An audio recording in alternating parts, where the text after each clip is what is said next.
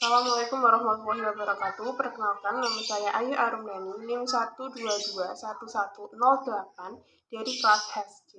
Di sini saya akan menjawab beberapa pertanyaan yang diajukan dalam ujian akhir semester Hukum Acara Perdata dan Pengadilan Agama.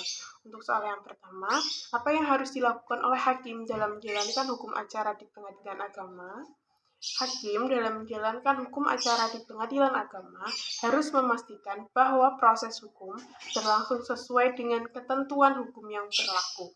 Hakim juga harus mengikuti prosedur hukum acara yang telah ditetapkan, memberikan kesempatan kepada para pihak yang terlibat untuk menyampaikan argumen-argumennya dan membuat keputusan berdasarkan bukti dan hukum yang relevan. Selanjutnya, hakim juga diharapkan menjaga objektivitas, keadilan, dan integritas dalam setiap keputusan yang diambil.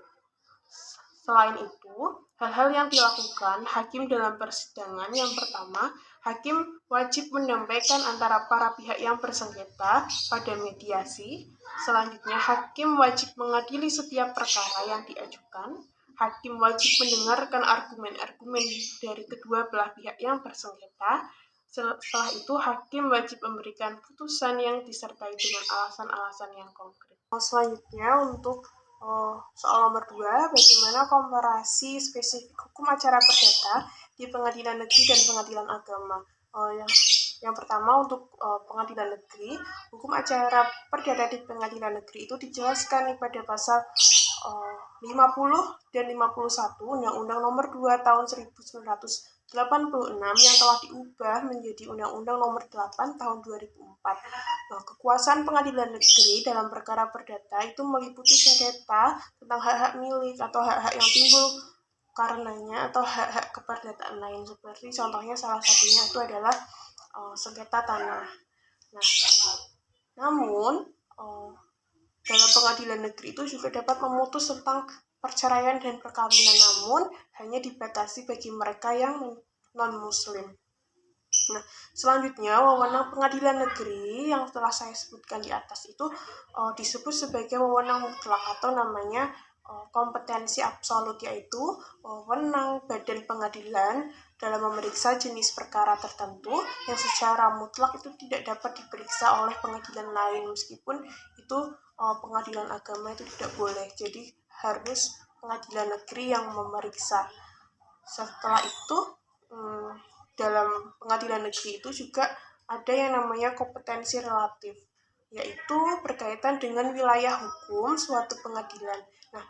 Kompetensi relatif ini diatur pada pasal 118 HIR, yang mana sebagai asas ditentukannya bahwa pengadilan negeri di tempat tergugat tinggal yang wewenang memeriksa gugatan atau tuntutan.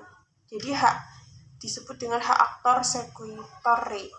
Jadi gugatan harus diajukan kepada pengadilan negeri di tempat tinggal tergugat.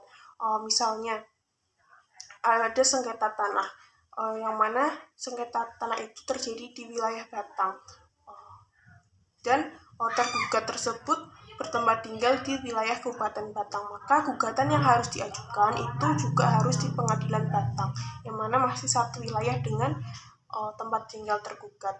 Namun apabila tergugat tidak punya tempat tinggal yang dikenal oleh masyarakat banyak, maka gugatan diajukan di pengadilan negeri di tempat tinggal tergugat sebenarnya tinggal. Jadi harus sesuai dengan KTP. Namun apabila tergugat itu lebih dari satu orang, misalnya 2 orang atau 3 orang ataupun lebih, itu gugatan dapat diajukan di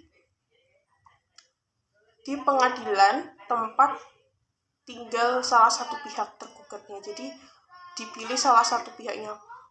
Yang misal yang satu di Batang, yang satu Pekalongan, maka Batang dan Pekalongan itu harus dipilih salah satunya. Kalau dipilihnya Batang berarti diajukannya di pengadilan Batang.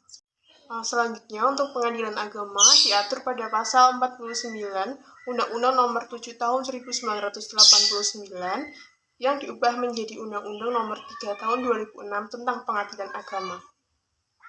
Pada pengadilan agama berwenang mengadili perkara bagi yang beragama Islam seperti perkawinan, kewarisan yang meliputi wasiat, hibah yang dilakukan berdasarkan hukum Islam, wakaf dan sedekah, serta sengketa hukum ekonomi syariah. Untuk soal yang ketiga, bagaimana harapan Anda terhadap hakim acara perdata dan perdata agama di masa yang akan datang?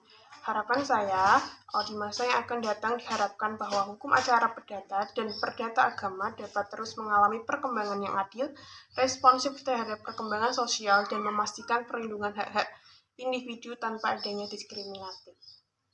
Berikut beberapa jawaban dari saya. Kurang lebihnya mohon maaf. Wassalamualaikum warahmatullahi wabarakatuh.